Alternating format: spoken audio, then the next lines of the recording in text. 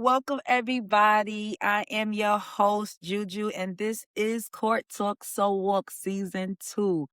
Finally, there is a face to the podcast. So if you've been following me and been listening to my episodes, thank you so much for being patient.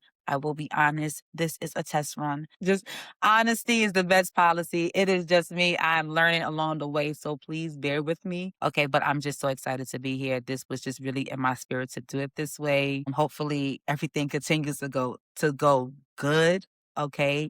But it is February 10th, 2026. Okay. And so far, the NBA has went crazy.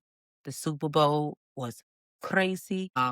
And it's a love month. For it to be a love month, Valentine's Day coming up, it's going crazy. Personally, February has been a crazy month for me so far. You got Black History Month on the time. Okay. Shout out to all my black and browns out there. Woo, woo.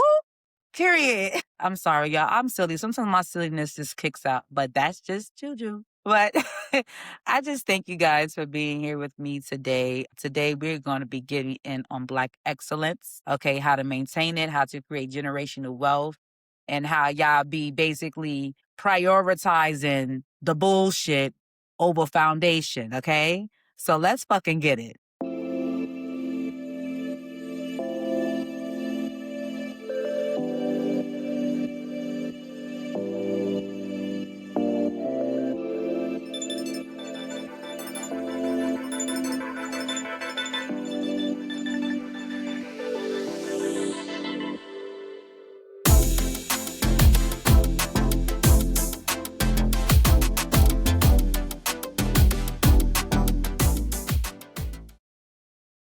Okay, so real quick, let me just get into what's going on into the sports media world. Okay, so the trade deadline was a couple of days ago. I believe it was February 5th. And Giannis was one of the big names that was in trade talk. But unfortunately, they had me gassed though, low key, when it was like the Warriors was, trying to offer something for Giannis. It would have been good to see Giannis playing Golden State alongside Steph Curry, big Golden State fan over here. So I feel like a lot of things that, the Golden State Warriors do in the office are logical. So, but unfortunately, they did not trade Giannis onto the Kumpo at all. But I'm pretty sure, like during the off season, when everything is said and done with who won the championship and stuff like that, I think they will talk about the future. You get what I'm saying? But I think, you know, Giannis did like kind of hint at like, staying on the Bucks. But, my question to Giannis is, do you see yourself being there on the Bucks for the next, just say 10 years? I know the goal is to get a ring. Are you looking to get another ring? Because we already know you have one already, Giannis. Like, I seen you get your first ring, Giannis. Like, come on now. So if sometimes it's just time to go.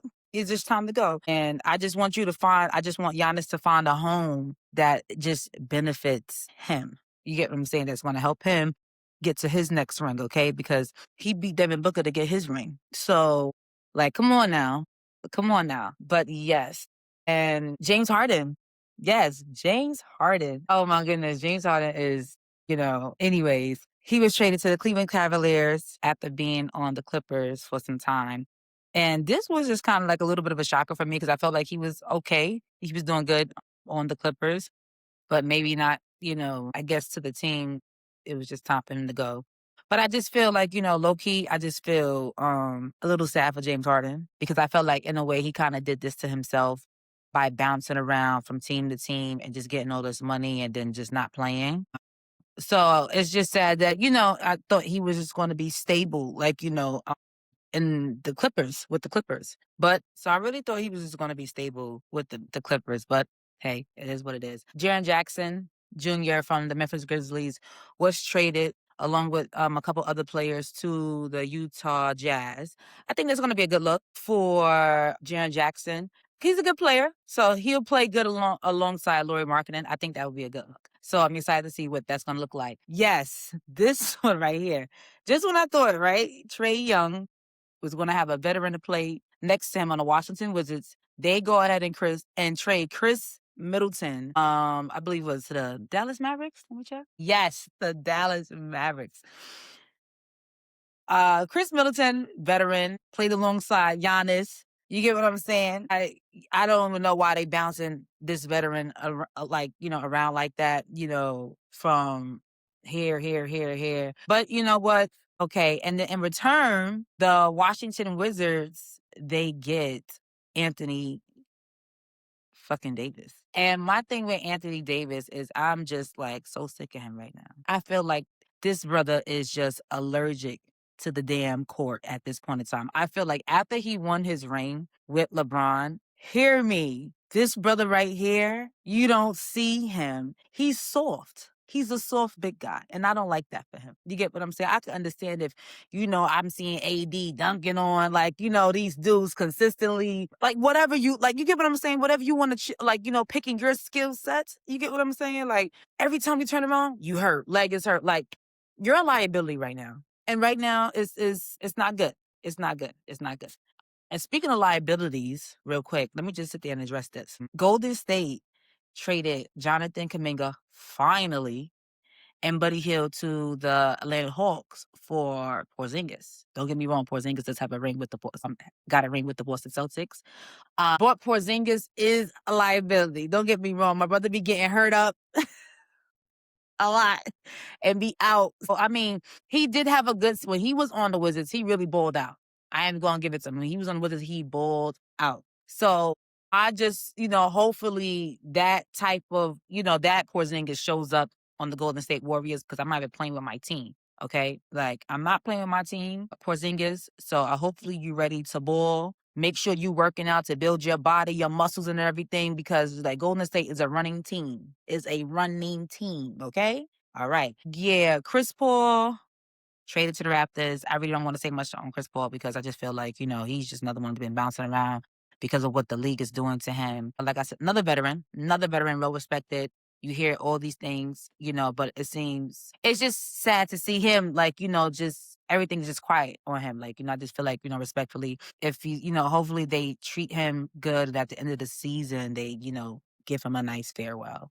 Honestly. Yeah. So, yes, Gabe Vincent was also traded to the Atlanta Hawks for Luke Kennard. I like Kennard. Kennard is a good player. He is a good player, okay? He played on the Clippers. He's a really good shot, good team player, good three for that too as well. The problem is with Gabe Vincent. Let me give it to you about Gabe Vincent real quick. Gabe Vincent played on the Miami Heat. I've watched Gabe Vincent, and he is a really really great player, strong team player. Attitude, like, for the game, very much was there at the time. Hugh left Miami Heat to go be with the Lakers, and I think honestly for the money. And they didn't even really play you like that the first season. And then like you were still there, and then I guess you played in some games. Not say I guess you did play in some games, but you didn't show up the way I've seen you show up playing for the Miami Heat. So now they done traded your ass to the damn Atlanta Hawks. It's sad to see you go like just going this way, my brother. Hopefully you can pick up the pace and, put yourself back on track because listen, the Gabe Vincent that I know, it's not the Gabe Vincent right now. So we're just gonna leave it like that. And also lastly, the New York Knicks, they receive Jose as Alvarado, I believe. He used to play on the new Orlando Pelicans. Yeah, I said that right. Homie is I like me. I don't want nobody to take this the wrong way. That boy is a mouse on the court. Good, like he's an energizer bunny, like for real.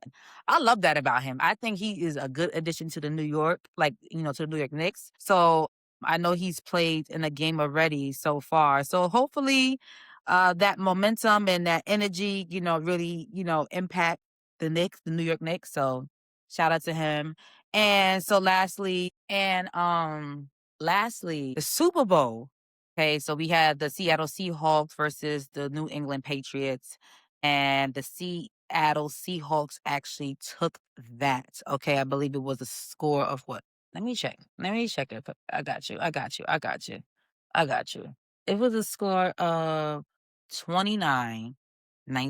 Okay, 29-13. The New England Patriots went 3 quarters, 0 points. Unbelievable. I've heard like, just side conversations about, you know how Drake May was like, supposed to be like the new, like the reincarnation of Tom Brady. And sometimes you just have to pause when people say, things like that.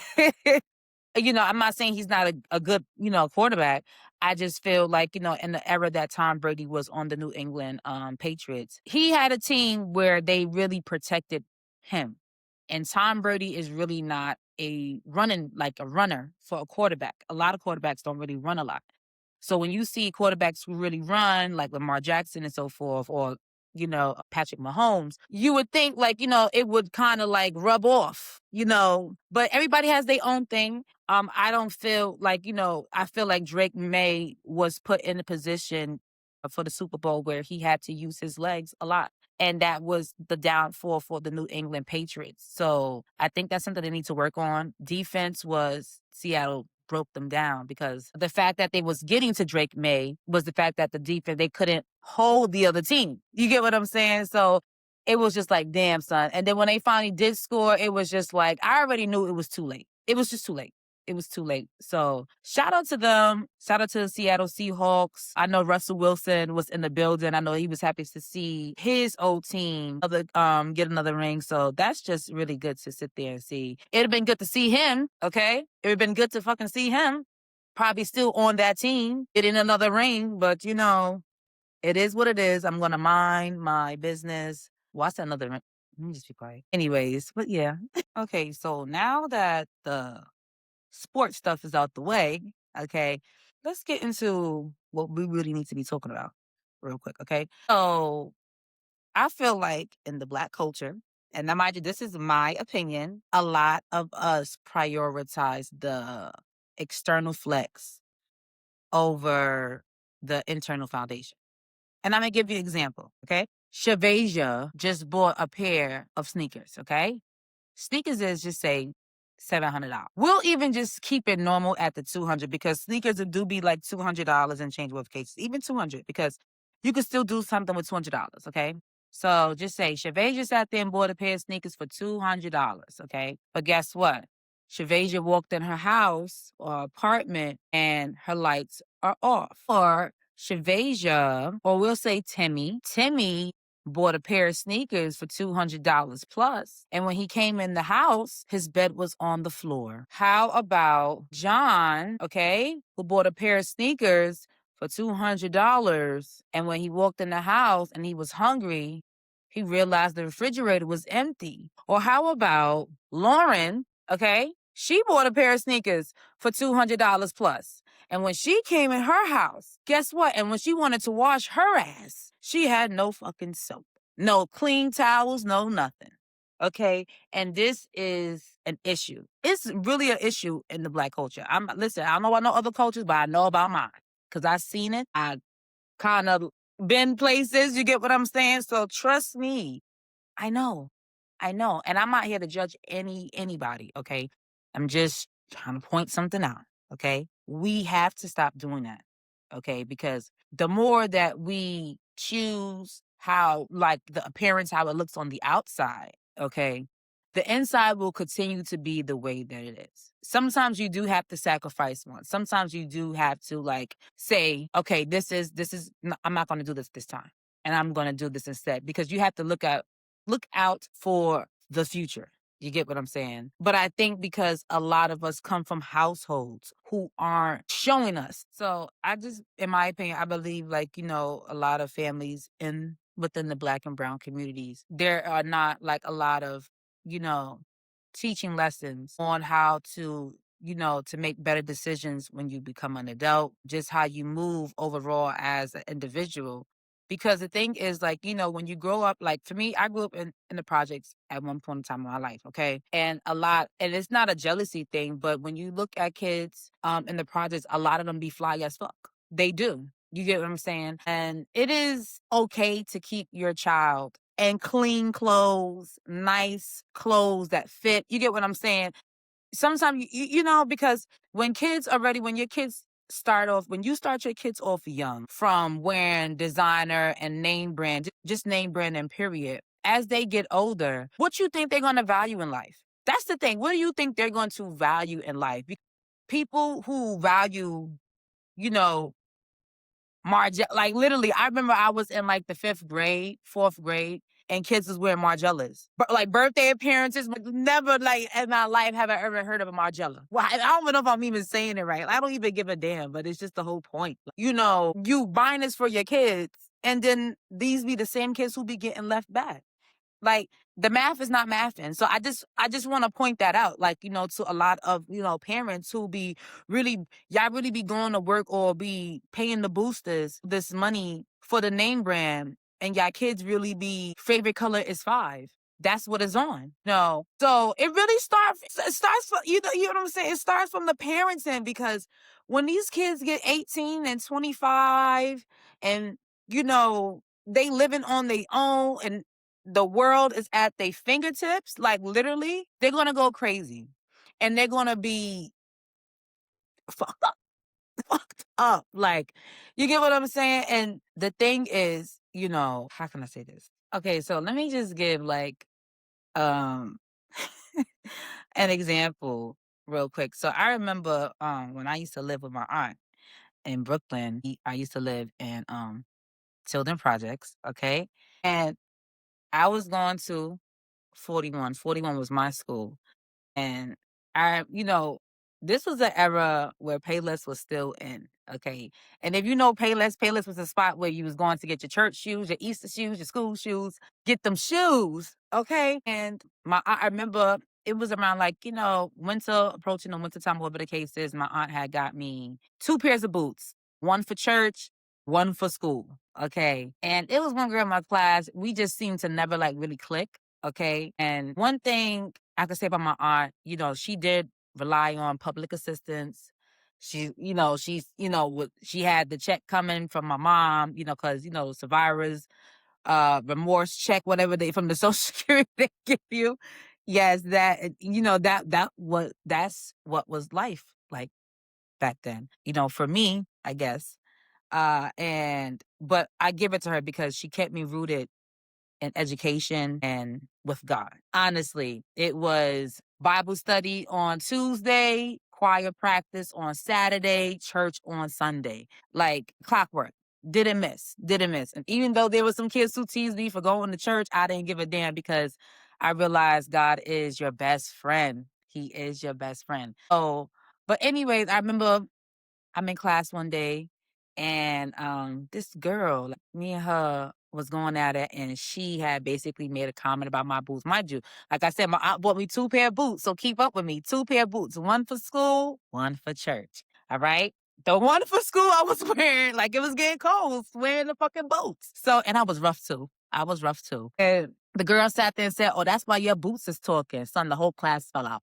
And when the teacher heard it, she kind of cackled too, like, but not for nothing. Kids want to be kids, and kids are just not aware. F that, because you a parent, make sure your kids is fucking aware. Anyways, at that moment, it kind of put me um in a space where eventually, like, I felt like I needed to compete with the people around me.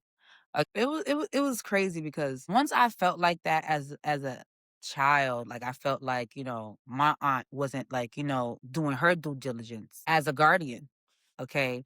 And, you know, it was just unfortunate because I had a neighbor at the time who would like pass down like a lot of hand-me-downs. And when they would give them to me, my aunt would not let me wear them. And I didn't understand then, but I understand now, just to like from a different POV. She didn't like, she didn't have me lose my mind and making sure I always had the flyers of this. Cause I was getting like some shit. I ain't even going to front to you, like leather pals, everything. Like my aunt was like, no. But listen, every time they see me, they're like, oh, she look like she go to church. They was calling me like a little missionary, like for real. And I appreciate that, from her, because it's important how you grow, how you teach your kids how how you want them to grow up, because at some point in time when they start to make decisions on their own, you're going to see the type of things that they value. And I'm grateful that I wasn't the kid to value the name brand. You get what I'm saying? And I'm not even gonna front to you, this fucking sweater I bought from fucking Burlington for fucking $2.99, my nigga. Sorry. That was the black and brown in me, but it's just the point. Like, I don't care how much it is. Like, if it look nice and I like it, okay? Because guess what? $2.99. I spent $2.99, but guess what? I have my apartment. You get what I'm saying? I'm not worried about certain things. So I'm very much happy, okay? And it's just the thing, like, when you're in the space to really like do, then go ahead. But if you're not in a place to do that, you'll be happy and being content and be content with who you are as a person and what makes you happy in your now. Okay. I don't want to compete with no damn body. Okay. I like what I like. I love who I love. And that's just that. Okay. So that's that. Just keep it at that. Know what to value. Like, get your house in order. Like, when I say your house, like your house, everything that's in your house, get that in order first before you start flexing. So the people on the outside can be like, oh, damn. Like, because people start to see that and then they're going to start envying something that's not even real. You get what I'm saying?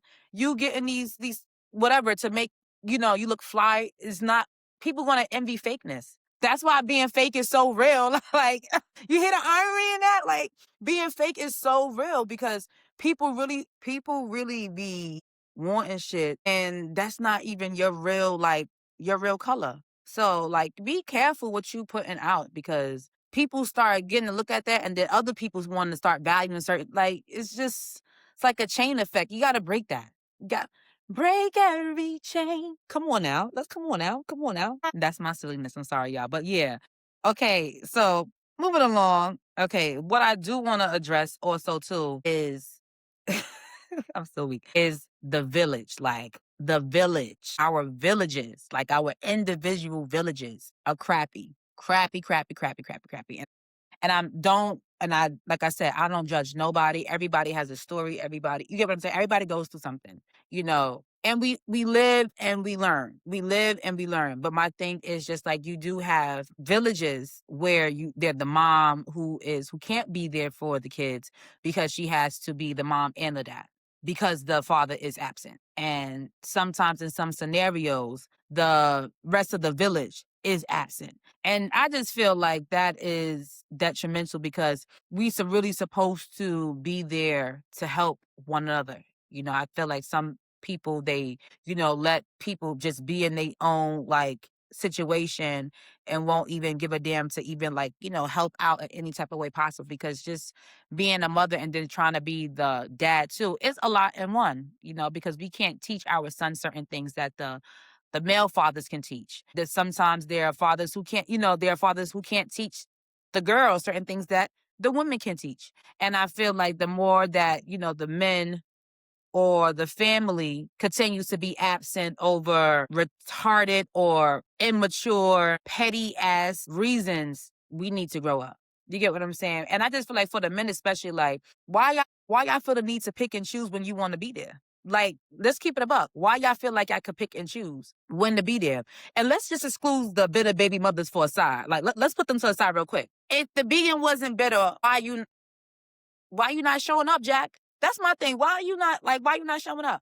Because it's not even about the money. If you be proactive and just spend time with your kid, that's just what it's about. Your kid ain't got to know you got $5 or $20. Long as you show up, I'm going to be there and pick him up. He's going to value that. Like, he's going to look at that. Like, fathers, y'all need to be there for your sons and your daughters because they need you. And I'm telling you this personally because I was a kid growing up without a dad and without a mom. And as I got older, I realized how it's important to have a father figure in your life. It is important to have a mother figure in your life.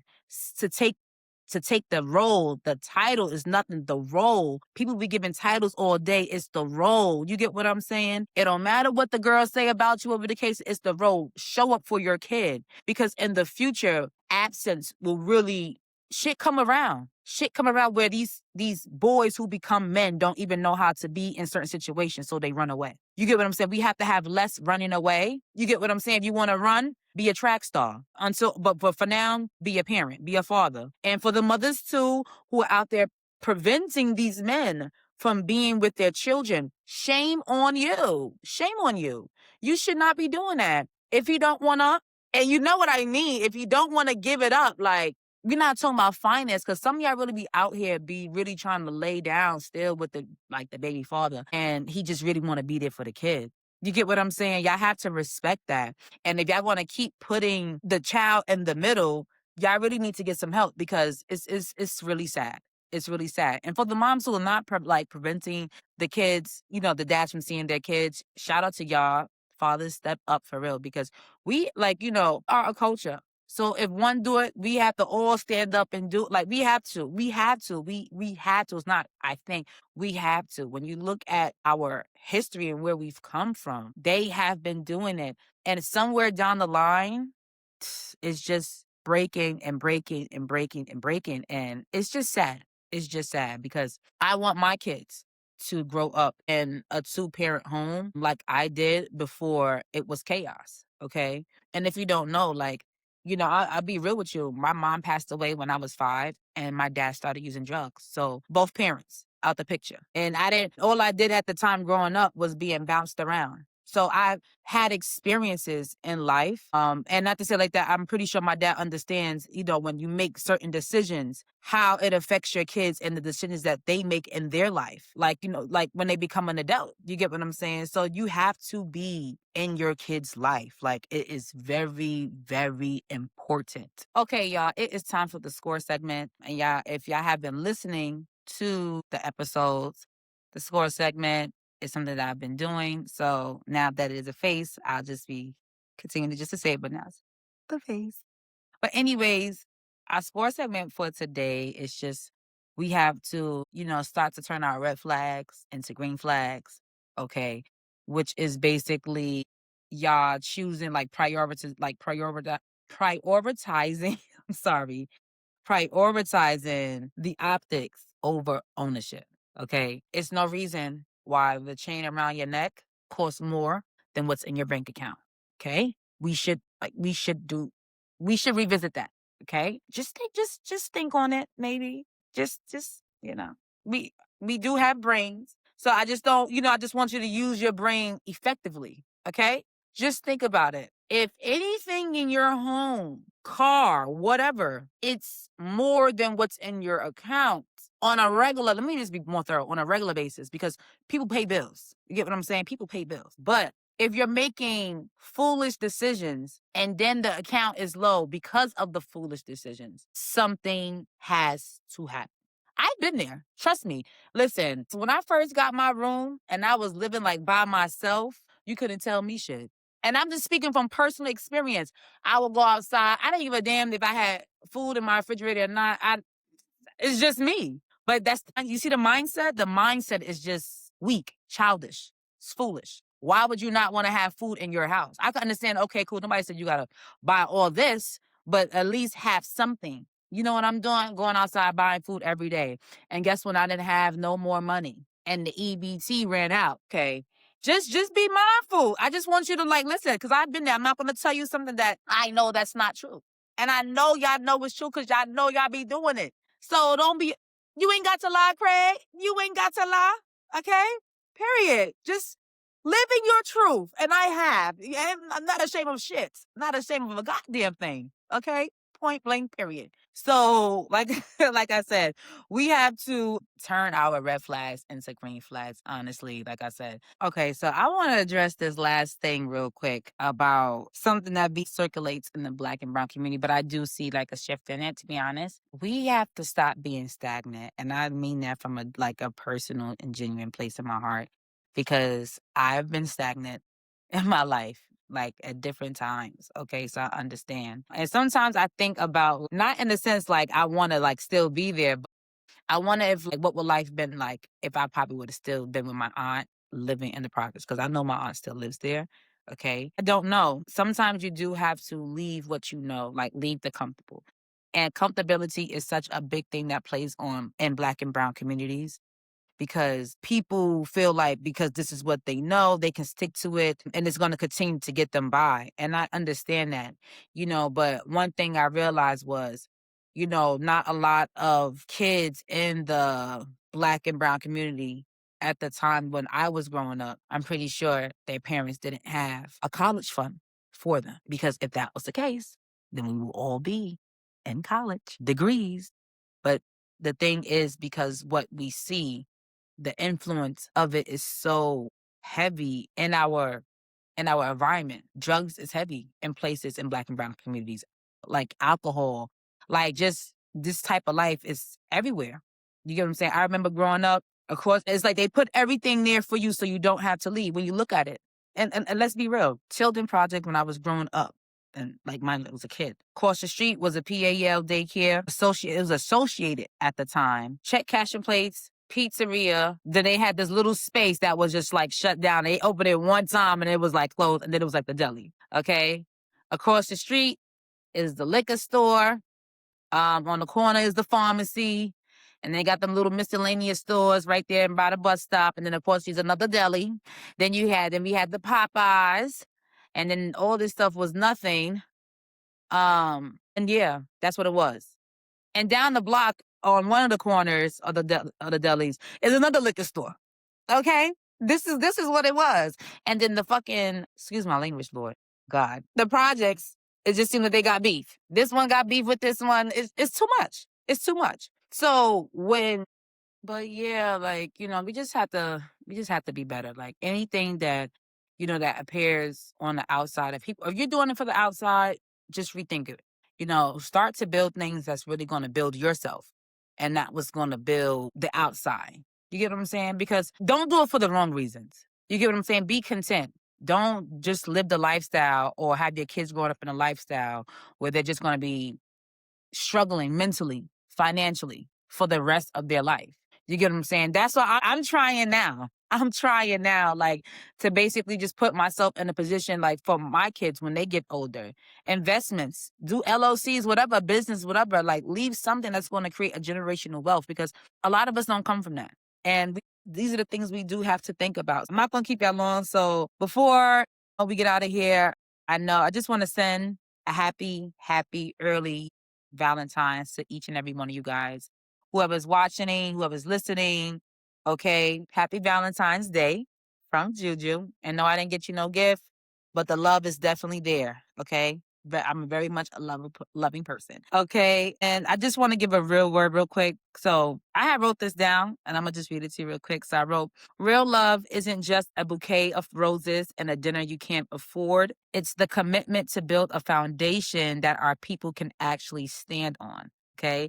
And that's just my little one too. Okay.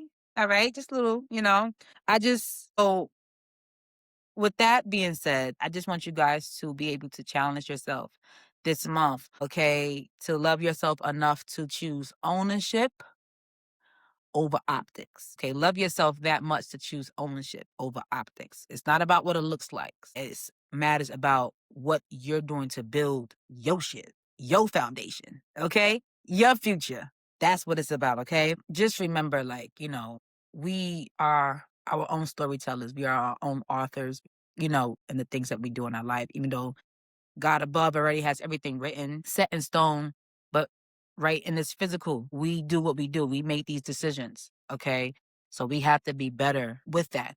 Okay. So I love you guys. I don't know why I'm laughing now. So when a child grows up in an environment where it's just like kind of chaos and, instability, it's really a small percentage of us that really make it out. And I want it to be better for us. You get what I'm saying? And to be honest, they putting these new buildings everywhere to really get y'all the hell out of there.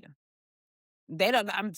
I promise you, in the next couple of years, a lot of y'all not gonna be where y'all at because they don't want y'all to fuck up anything else no more. Like, yeah, they tired of y'all. Like, you get what I'm saying? Y'all have ran down the projects to the ground. To the ground. Like, literally, it's really sad. Like, to the ground. Just by staying there for generations on top of generations and generations. We have to stop being stagnant. You get what I'm saying? At some point in time, I could, let that be your first step. Honestly, let that be your first step. Because I feel like sometimes when, people who live in NYCHA, they stay in NYCHA. It's nothing wrong with NYCHA. Don't get me wrong. I have nothing against NYCHA. Nothing against NYCHA. But I feel like you have to move out the area. You could get a NYCHA apartment somewhere else. Be in Manhattan. See different. You get what I'm saying? I have nothing against the company. Don't get me wrong. I'm saying what you guys are doing within in the environment. You get what I'm saying? Like, go somewhere else. But the thing is, cause shit be cheap where y'all at and everything. Don't get me wrong. I don't want to pay a lot neither. I will go to Brooklyn to go buy the cheap shit and come right back to where I'm at. No problem whatsoever. No problem. No problem. But see different. Go actually, I want to travel more in my future. Like travel. Like I guess the only time I really was traveling was when COVID, when y'all was getting the COVID money. I don't see y'all travel no more. No more. So please, please, like start to get it on your own and don't be still. Don't be still. Please. Don't be still. Just go ahead. Take take legal risk. Take legal, healthy, wealthy life risk like that. Okay? Like that's my advice. Don't do nothing that will get your ass in trouble. Cause I don't want to hear nobody say, oh well, Juju ain't say that. Juju did not say that. Okay? All right. I just want you guys to know that, we need like building our legacy is important. That's part of our like, our heritage, people, our ancestors building, you know, foundations and, for us, legacy for us. Doesn't have to be like something like, financially, just, mentally, whatever, things, heirlooms or something. Like, please, like this name brand shit ain't it. I don't want to pass down to my children. "Oh, this was her Burberry. She loved this Burberry coat." Well, they go, because guess what? When they come a time and they get upset or something, they ain't got no money, they probably going to pawn the coat or sell it. I said pawn the coat. Sell it, or you know what I'm saying? Whatever. Nah, like let's think. Let's just be better, okay, y'all. Let's just be better, okay. But I felt like today was lit. I feel like this was a good chit chat. It was a good little chit chat with y'all. For the people that's out there listening, I just appreciate you guys just dropping in today. Like I said, it was good. First video, one down, many more to come. Like I said, it was a test run. So I don't know if I'm gonna do it next week or if I'm gonna have the time. Like I said, I got kids. I'm a mother. Okay. So y'all gotta bear with me and I'm learning. So not too much on me, not too much on me. Okay. Okay. Oh my goodness. It has been a time, ladies and gentlemen. I am your host, Juju. This is Court Talk Soul Walk. And remember, keep your soul in alignment, your head in the game, and your heart in the walk. And we are out.